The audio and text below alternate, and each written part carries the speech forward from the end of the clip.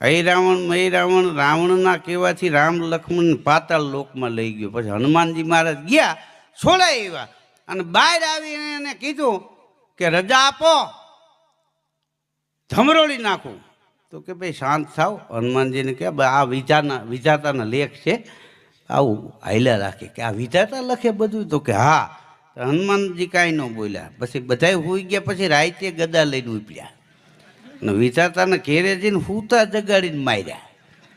હા, તો વિધાતાને એમ છે કે મારે નાને કાંઈ લઈને દે, તમે ભર નીંદરમાં હૂતા હોય ને આવીને કોઈ હબોડું જ મંડે તો શું થાય છે? હું અરે કે મારી નાખું, પણ કે મારો કાંઈ વાંક?